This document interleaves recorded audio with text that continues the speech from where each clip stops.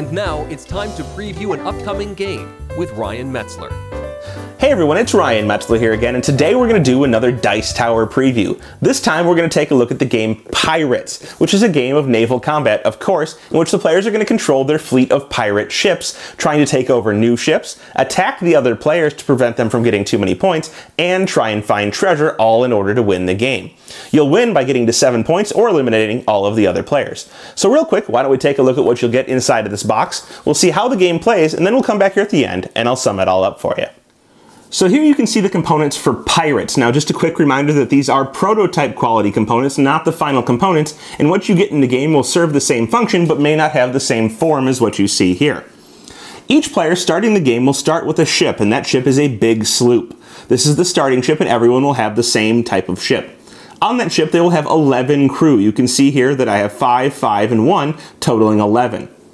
On a ship, there will be various traits. We'll see here that we have the speed trait of 6 inside of this sail. This ship has no cannons, although that can be upgraded. It has a starting crew of 11, indicated by the 11 here, and a maximum crew of 13, indicated beneath that. In addition, it has an income or a cargo of 2. This is the number of crew that you will get to add to your ships at the start of the round. You'll total up all of your cargo, and you'll be able to add that many crew to your ships that you've collected throughout the game. In addition, each player is going to start the game with 2 of these pirate cards, which are kind of like action cards, although there are 3 different types. One of those types is battle cards. You can see one here. It's indicated by the swords that are up here, and underneath the name of the card it says battle. This one is called Good Speech, which you can play during a battle in the game to get yourself +3 troops to use throughout that battle. You also have cards like this one right here. This is called Full Rig, and it's an inventory card. That's indicated by the helm up here on the bar and the word inventory underneath the title of the card. These will be played to ships that you have in your own play area in order to give them bonus stats or abilities. For example, this one would add +1 speed to our big sloop if we were to play it underneath it on our turn. On your turn, you're going to draw 3 more of these cards. 1, 2, 3. And at the start of your turn, you'll add these to your hand. Now this will show us the last type of card. We'll see we have Castaways here. This is an on your turn only card, indicated by the blue flag and the words on your turn only here. It says that you get +2 troops if you play this on your turn. So you can play it before or after battle, but not during a battle, and it will give you extra troops. Or we have one here, for example, that is Harbor. Another on your turn only card giving you +3 troops, and it actually indicates again at the bottom that it can only be played on your turn. So we would add these cards to our hand. In addition, we're going to flip out 3 adventure cards. That's this other deck here, and there are 2 different types in here of card. There are ships that you can attack and take over, and there are going to be treasures that you can try and win. So we'll flip over 3 of these and add them to our play area for the turn. So we flip this out, and we see we have a caravel, a bark, and a pirate's cave, which is a treasure. So 2 ships and a treasure that we can kind of look at for this turn. Each of these ships comes with troops. We have 7 and 8 on our 2 ships here, so we'll add those tokens to those, 7 and 8. And then the cave actually doesn't really come with troops on it, but we'll go into how those work later. Now on your turn, each of your ships has the option of attacking one other ship or going and finding a piece of treasure. The ships you can attack can be any of the ships that are in the central area for you to attack on your turn, or it can be your opponent's ships that they've either started the game with, or ones that they've picked up throughout the game by attacking them. So you'll want to keep track of how many points your opponents have in terms of these little points that are on the card, and make sure that they're not about to win, meaning they're not about to get 7 points. So on our turn, first we have the option to play cards if we'd like, and we've decided that maybe we're going to go and we're going to try and fight the bark ship here. So they have a speed of 6 and I have a speed of 6, but there's some unknown factors that can come into play here, and I want my chances to be a little bit better. So I'm going to equip my full rig to my ship. Another thing that I failed to mention is that at the start of your turn you always get cargo, and cargo is additional crew. So at the start of my turn I should have added 2 additional crew to my ship because my cargo is 2, maxing me out at my maximum of 13 crew for the ship that I have in play. So now that I've got my additional speed, my speed is 7 for my big sloop. At this point, I could choose to play any other cards that I'd like to play on my turn. So I could play, for example, my Harbor card to give me 3 troops. Or I could play my Castaways card to give me 2 troops. But maybe I've decided I don't need those for right now, and I'd rather hold on to them. At this point, I can choose what I'm going to do with my ship for the turn. Am I going to attack either of these 2 ships? Would I like to go try and find the treasure? Or do I want to attack somebody else, another player in the game? Well, early on I decide that I want to attack this middle ship right here. It's only got 7 crew members. It does have 2 cannons to my 0, but I feel like I can take it over and add another ship to my repertoire. The first thing I have to do when I make an attack, and as I said, you can make 1 attack with each of your ships, it just so happens I only have 1 on the first turn, is that you must roll the wind die. Now this is kind of like a fate die. It's going to let you know what the wind is for the turn. So you're going to roll this die, and it has positive values and negative values. If you roll a negative value that makes your speed lower than the ship that you're trying to catch, you're going to be unable to attack it. So I, in this case, need to roll no more than a -1. I'm currently sitting at 7 and it's at 6. If I roll a -2, I'll be unable to attack. So real quick, let's roll. I did roll a -2, but let's say instead I had rolled a +1 or even a 0. That makes me fast enough to catch the ship in question, and I can go ahead and continue my attack. Now that we've decided that I'm fast enough that I can catch that ship, we're past the wind phase, and we're going to move on to the cannons phase. This is the first time we're going to be rolling these dice that you can see here.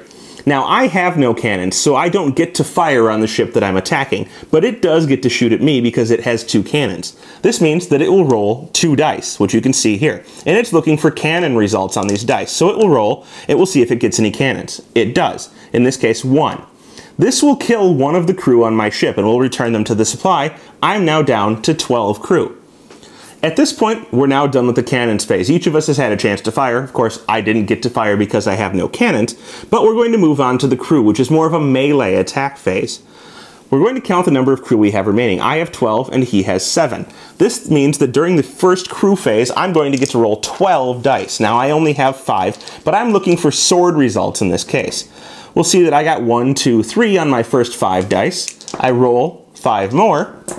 I got 1 more is 4, and I would roll 2 more dice. 5, 6. Well, that's going to kill off 6 of his crew, but not before he gets to retaliate because we're in hand-to-hand combat. So he's going to roll 7 dice himself, and he got 1, 2, 3. 3. So I kill 6 of his crew, removing them, and he kills 3 of mine. So I'm going to get 2 back from that, making change. We're going to continue on in this manner until one of us loses all of our crew. So now I'm going to roll again, but I'm only going to roll 9 dice. If I roll at least 1 right there, I don't really need to continue rolling because that's going to kill off his last crew. He's going to get to roll 1 in retaliation, and he misses. So now I kill off the final crew, and I have taken over this ship, placing it in my own play area. When I do so, it's going to get 3 crew back on it because that's its cargo. So this is a way to stock up what you started at the start of the turn. Now, once I've finished with attacking with all of my ships, I would be able to go into the end phase. The end phase being that I would go ahead and be able to reorganize any of the crew I have on my ships to better distribute them where I'd like them to be. So I can pick all of these tokens up and redistribute them so long as I don't go over the maximum values on any of my ships, which is 13 on both. In addition to this, I'm allowed to sell any of my ships in order to get their cargo as crew, which I can redistribute to my other ships. So if I decided I don't like these crew here, I can move them all over to here, and then I could sell this ship to get 3 more in order to restock the ship that I had. However, you must realize that when you do so, you're going to lose victory points, as each of these ships is worth 1. Now, there are other ships in the game that are worth more, so if we scroll through these real quick, we'll eventually come across one that is worth 2, like this one here. But you'll note that it has a lot more crew on it, and it also has a lot more cannons. But it's decidedly easier to catch because it's a bigger and slower ship. Now, instead of attacking the ship that I attacked, I could have gone and tried to take over this pirate's cave. This pirate's cave is going to give me more crew. It's also going to give me a card if I'm able to take it, but it risks me losing some crew from my ship, although be it not enough or not as much as if I attacked another ship. So, how would this work? Well, instead I would have assigned my ship to go towards the pirate's cave, an adventure and a treasure. When I do this, you'll see that the card itself tells you how to play it. You'll roll 2 dice and you're looking for these compass symbols. If you do get a compass symbol, you get the 3 crew and you get to draw an extra card. But if you don't get any compass symbols, you're going to lose a crew. So I would roll my dice and see if I got one. I did. So I would go ahead and I'd pick up 3 crew, distributing them amongst my ship, and I'd be successful. This card would be removed, and that would have been my move for this ship. As you'll see, when you get more ships, this becomes a better and better option because you can distribute the crew. You are not as worried about losing them, and you may have already accumulated some victory points. So it may be safer than trying to attack one of the ships that's out there, especially if they're really strong and you're not well equipped for it. However, if I had not rolled any compasses, I would have lost one of my crew. I then have the option of rolling again if I would like, or simply stopping. If I roll again and I don't roll any more compasses, I'm going to lose another crew. And you can do this as many times as you would like, continually, until you lose all of your crew, or, of course, you succeed, or you decide to stop. If you lose all of your crew, you will lose your ship, so you've got to be very careful there, because if you lose your last ship, you're out of the game. So, your choices are attack the ships here, go after one of these treasures, or attack another player, which is exactly like attacking the ships here, except for that you'll be playing battle cards back and forth. So you may be adding extra attack, or you may be removing some of their crew from their ship during the battle. Whatever it is, there's going to be card play involved. There are other cards that you can see in here where you can fire your cannons twice, or other ones where you get +3 cannons for the round when you're rolling. So players will be able to play cards back and forth in order to try and gain the advantage in battle and prevent themselves from losing one of their ships. One more thing to note is the treasure card of Treasure Cave or Card of Fame. There is a special type of treasure in here called a treasure map that you can accumulate throughout the game, and whoever holds the most of those treasure maps will get 1 bonus victory point by holding this card right here. So if you see treasure maps and you think that you have the opportunity to get in the lead, maybe there's 2 of them out at once that you can take with 2 of your ships, you can get this extra card and gain a victory point. However, if somebody else manages to catch you in the number of treasure maps that they've accumulated, you're going to lose this extra victory point, so you need to pay attention to that. Regardless, the goal of the game, as I said earlier, is to accumulate 7 of these pirate coins, or these 7 victory points that are on the ships, or on the treasure map card here that you can get by having the most treasure maps, and whoever best manages to do that, or eliminate all of the other players from the game by taking over all of their ships, is going to be the winner. And there you have it. That is Pirates, up on Kickstarter now and looking for support. The game has lots of decisions you have to make. Do you want to go heavy strategy, attacking all of the ships that are available to you in the center, trying to gain victory points that way, but perhaps leaving your own ships a little bit weak and available to be stolen by the other players?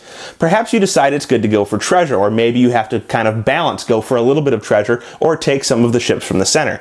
When do you decide it's a good idea to attack another player, eliminate them from the game, or just try and beat them in victory points? All of these are choices that you're going to have to make in order to be the victor in Pirates. So, if this sounds good to you, they're looking for your support on Kickstarter. Check them out. I'm sure they'd be glad to have you as a supporter.